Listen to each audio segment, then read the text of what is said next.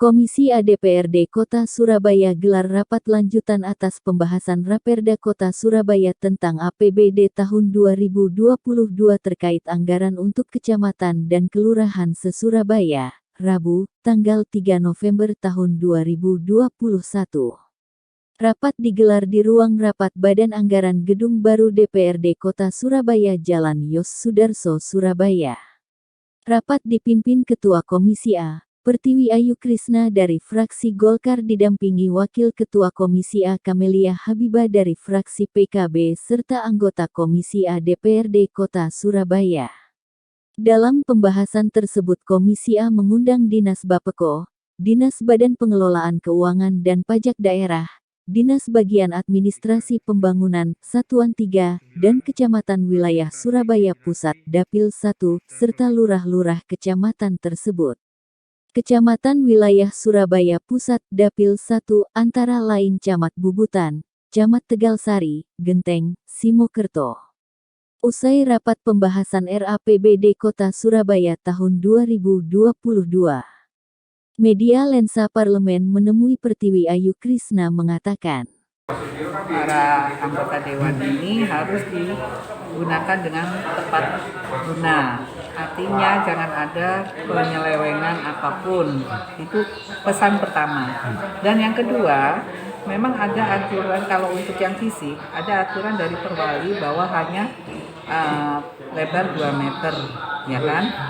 Nah, itu sementara yang lalu-lalu mereka sudah mendapat pengajuan dari RW itu ada yang 4 meter, ada yang 3 meter gitu. Nah itu untuk pergeseran anggarannya itu jangan sampai nanti menjadi kendala. Jadi kita masih menunggu jawaban Bapeko Satuan 3 dan Administrasi Pembangunan dan Pemerintahan untuk menyampaikan kepada Komisi A. Pergeseran itu jangan sampai nanti menjadi temuan karena kan kita berpatokan dengan Perwali sendiri, ya. Jangan sampai tahu-tahu Perwalinya 2 meter dilakukan 4 meter. Nah, lebih dari 2 meter harus menjadikan proposal langsung ke pemerintah kota, jadi tidak dengan dana kelurahan. Nah, itu yang sementara masukan dari RW itu atau RT dari warga itu belum ini sama Bapeko belum terpisah, yang ajukannya masih ada yang 4, ada yang 3 meter gitu. Nah, itu yang menjadi kendala sedikit mundur mungkin ya. Jadi sehingga tadi kami menanyakan kepada Bapeko bahwa Bapeko akan segera mengerjakan sampai dengan jam 3 sore ini. Nah, paling tidak kita tunggu sampai besok, ya kan? Itu yang terkait yang nomenklaturnya sama-sama itu? Iya. Gimana pengajuan? Iya, komputer. Nah, itu yang dari pemerintah kota punya inovasi bahwa setiap RW dapat 1 komputer PC ya. Terus sedangkan dulu sebelum ada inovasi dari Pak Wali, ya kan? Itu kan mereka sudah mengajukan. Nah, itu yang nanti akan diperbaiki. Gitu. Dengan adanya anggaran kelurahan ini menjadi tumpang tindih dengan istilahnya dari pemerintah. Ya, kecamatan. Ya, sebenarnya kalau tumpang tindih sekali enggak, karena kan mereka sudah pakai sistem ya. Sistem hanya mereka tentunya Bapeko agak kerja keras ya, karena usulan itu sebenarnya sudah jauh hari ya, mungkin pada saat awal 2021. Nah, sekarang baru untuk pembahasan 2022. Nah, mungkin tidak diupdate ulang di RW-RW-nya atau kurang disosialisasikan bahwa setiap RW akan mendapatkan 1 PC komputer. Nah, itu yang belum disampaikan mungkin kepada RW-RW yang mengajukan. Jadi itu kan pasti takutnya double tadi. Oh, itu tadi yang jadi penekanan Komisi A supaya tidak ada double. Gitu. Nanti kan ada iri. Nanti RW ini kok dapat 3, yang RW ini dapat 1 gitu kan. Nah, itu yang sebetulnya itu bisa diatur lagi. Kurang sosialisasinya, dan kemudian saya juga berharap bahwa pemerintah kota ini sesegera mungkin menambah SDM yang mumpuni di setiap kelurahan. Karena apa? Jangan ke lurah ini kan mengayomi masyarakat. Jangan disibukkan dengan finansial lagi, maksudnya mengatur dengan anggaran dan segala macamnya. Jadi memang harus ada satu atau dua SDM yang mumpuni yang bisa mengerjakan tanggung jawab dari dana tersebut. Ya, itu saja permintaan saya. Jadi jangan nanti akhirnya yang disalahkan lurahnya lah. Lurahnya juga sudah sibuk, kadang dipanggil Pak Wali, kadang dipanggil ini untuk yang olahraga, yang kerja bakti, yang ini itu. Nah, sedangkan dia juga harus punya tanggung jawab ini. Kalau tambah SDM saya rasa, tapi SDM yang mumpuni ya, yang capable sekali untuk melaksanakan hal tersebut. Mungkin sarjana S1 ekonomi kan begitu, atau komputer kan begitu. Sementara itu anggota Komisi A DPRD Kota Surabaya, Imam Syafi'i dari fraksi gabungan Demokrat Nasdem, juga mengatakan kepada media Lensa Parlemen usai rapat pembahasan Raperda APBD 2022, terkait ada salah satu dana kelurahan terdapat pelatihan atau kursus mobil. Imam menjelaskan. Jadi sopir, kursus untuk jadi mobil gitu ya, sopir mobil. Itu menurut jenengan gimana? Ya, secara ide menurut saya bagus, karena pemberdayaan lah ini ya. Cuma tadi yang saya jadi pertanyaan untuk menentukan mereka ada 52 atau 53 orang itu, nanti per orang itu kursus 10 jam dengan harga masing-masing 500.000. Itu mereka itu siapa? Itu harus dipastikan.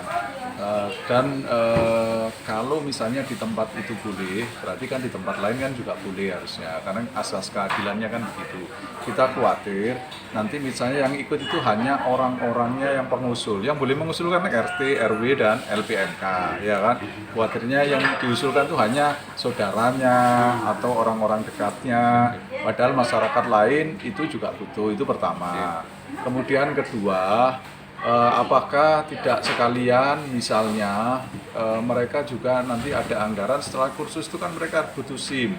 Nah, itu dianggarkan juga untuk pengurusan SIM-nya. Nah, kayak itu berapa? Karena kalau kursus kemudian tidak golek SIM ya, itu kan percuma. Pemenang kesuwen itu selak lali kayak gitu. Nah, terus yang paling penting saya mau menyampaikan pesan kalau itu bisa dijawab tadi itu karena keraguan-raguan dana kelurahan itu bisa ini, saya tidak ingin kemudian ada yang berpesta pora dengan dana kelurahan, tapi ada juga yang gigi jari. Padahal semangatnya dana kelurahan itu adalah untuk melakukan pembangunan, baik pembangunan fisik maupun pemberdayaan sampai di level bawah di tingkat RT. Karena itu kan usulannya harus dari RT, RW, baru kemudian lewat musbangkel di kelurahan. Karena kami melihat kenapa ketakutan kami itu ini nanti hanya bisa dikuasai kalau kita tidak adil orang-orang yang sedang memiliki kekuasaan. Contohnya Pak RW usul pengadaan kursi misalnya, RT-RT-nya enggak, tapi ada RW yang dia RW-nya minta kursi, RT-RT-nya juga di situ diusulkan. Jangan sampai kemudian kebanyakan justru usulnya RW. Sebaiknya menurut saya harus lebih banyak usulnya RT, karena yang punya warga itu RT. RW ini kan nggak punya warga. Tapi kalau Pak RW juga mau mengusulkan terop, son, kemudian kursi, ya nggak apa-apa. Tapi ya juga RT-nya juga jangan ditinggal. Karena di lapangan kami menemukan ada Pak RW itu yang nggak kompak dengan RT-nya. Atau Pak RW itu hanya kompak dengan sebagian RT-nya. Mereka yang dianggap tidak temannya, tidak kompak itu ditinggal. Ini kan kasihan. Karena jangan sampai itu terjadi, kami berkali mengingatkan supaya ayo, bahwa tujuannya memang ini untuk semuanya kayak itu. Ini uang APBD. Berarti dari rapat yang hari ini di Dapil 1 itu masih banyak ditemukan terkait masalah paving, terkait masalah yang anggaran untuk permakanan. Sebenarnya anggaran untuk permakanan boleh nggak? Dana kelurahan. Dana kelurahan itu kan asas landasannya kan Permendagri nomor 130 tahun 2018. Surabaya baru mau melakukan tahun 2020. Mestinya kalau menurut saya dana kelurahan jangan dipakai untuk ngurusi permakanan, karena sebelum ada dana kelurahan dulu permakanan itu masuk wilayah Dinsos. Tapi begitu tahun 2020 awal mau menerapkan dana kelurahan, tiba-tiba dana permakanan itu dimasukkan di situ, itu dan bisa mengurangi jumlah anggaran dana kelurahan karena nilainya bisa sampai 1 miliar per kelurahan. Coba bayangkan 1 miliar itu misalnya kalau tidak dipakai permakanan, dengan arti permakanan sudah diurusi sama dinas sosial, itu kan bisa lebih bermanfaat baik untuk misalnya membangun fisik yang skalanya kecil maupun untuk pemberdayaan.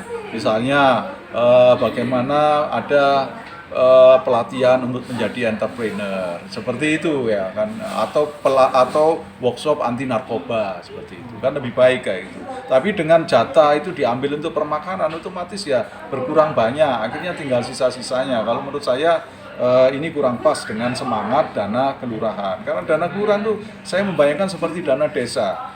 Setiap desa misalnya ya itu diberi 1 miliar, terserah desa itu dipakai apa, apakah di situ mau bikin BUMDes seperti itu, atau mau misalnya dia bikin desa smart yang dia pakai kemudian IT seperti itu ya. Tapi mereka kan dapat anggaran yang besar. Dengan anggaran yang besar, RT, RW yang di dalam kelurahan itu bisa berpikir itu lebih inovatif karena jelas itu loh. Kalau kemudian cuma dananya sedikit-sedikit ya tidak nendang menurut bahasa saya. Diberitakan oleh Nur Afni, reporter Bambang Lensa Parlemen.